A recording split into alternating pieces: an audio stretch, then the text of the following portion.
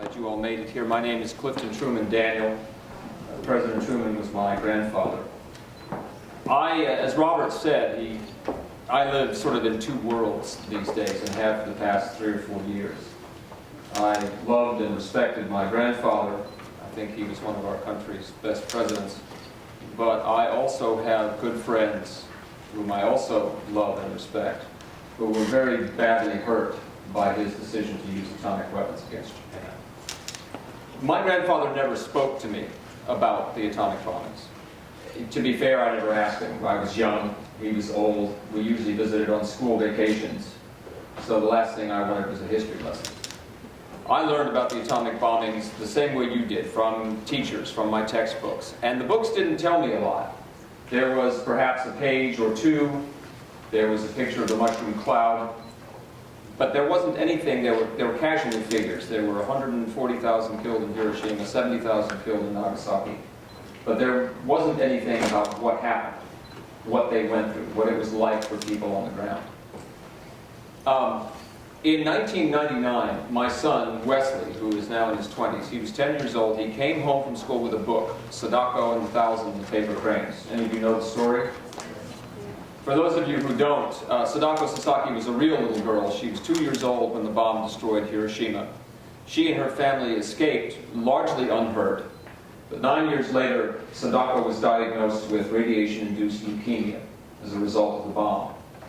In an effort to help her own treatment, she followed a Japanese tradition that says if you fold 1,000 origami paper cranes, you are granted a wish, or long life, or good health. It varies a little bit.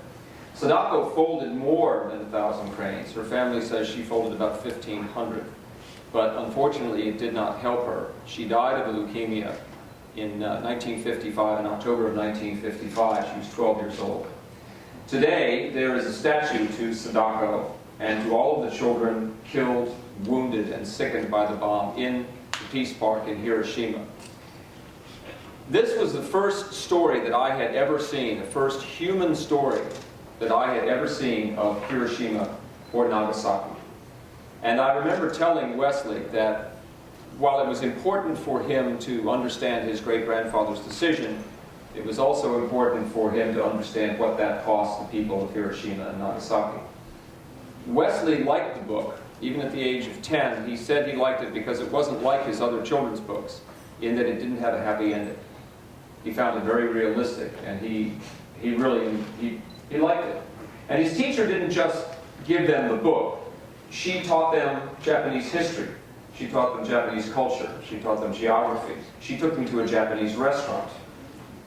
They folded hundreds and hundreds of paper cranes. Wesley used to fold paper cranes when he should have been doing his other homework. But folding cranes all the time. I came home one day and there was Wesley wearing a kimono, and behind him, laid out on the coffee table, was sushi and green tea. So he brought all of Japan into our lives.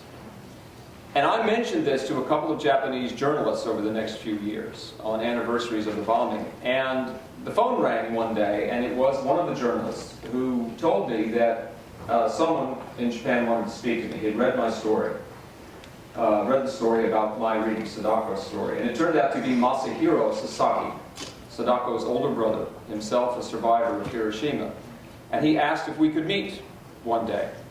And I said yes. I didn't know how we were going to make that happen, but we agreed. And it took us 5 years. This was in 2005. And Masahiro and Yuji, his son, and I met here in New York at the World Trade Center in 2010. Yuji and Masahiro were donating one of Sadako's last paper cranes to the World Trade Center Memorial as a gesture of healing. And during that conversation, Yuji Sasaki took out a small plastic box, and out of the box he took a tiny paper crane, and he dropped it into my palm, and said, "That's the last one my Aunt Sadako folded before she died." And at that point, Yuji and Masahiro asked me if I would come to the memorial ceremonies in Hiroshima and Nagasaki. I did. 2 years later, we went to both memorial ceremonies. My family, Wesley was with us, and his brother Gates, and my wife Polly. Went to both memorial ceremonies, and in between the ceremonies, we sat down with and spoke to more than 24 survivors, just to let them talk to us, just to let them tell us their stories. They were not the first I met, though. Having met Masahiro and Yuji, that began to put me in touch with Robert and Kathleen and Hibakusha stories. And Setsuko and Yasuaki were actually the first two survivors whose stories I ever heard, face-to-face, person-to-person, before I went to Japan. I met both of them in the fall of 2011, about half a year before I went to Japan. And I was a little nervous meeting Setsuko, because as Robert said, her reputation is very powerful. And I knew all this going in. And I knew that Setsuko was very outspoken about my grandfather's decision being the wrong one, being a horrible decision to make. And she was able to say that. So I was a little nervous. Setsuko actually turned out was a little nervous about meeting me, which I can't imagine. But what made her nervous is that she thought that I might come and sit down in front of her and defend my grandfather's decision, which I will not do to a survivor of Hiroshima or Nagasaki. But Setsuko can still say this. We can stand together on stage, and Setsuko can say, it was the worst decision ever. And she can stand next to me on that. These days, when she says that, every once in a while, she'll reach over and touch me on the shoulder and say, I'm going to keep saying it, but I don't mean to hurt you. And she doesn't. But just that she cares. We're friends. And I think that Setsuko can and will and should go on saying that. And that whether any of us agree with her, agree with the decision, what we think about the morality of it, the threat of nuclear weapons is such that all of us, every single one of us the world over, needs to hear her, needs to hear Yasuaki, needs to listen to survivors. Because if we don't learn, we're going to do it again. Thank you.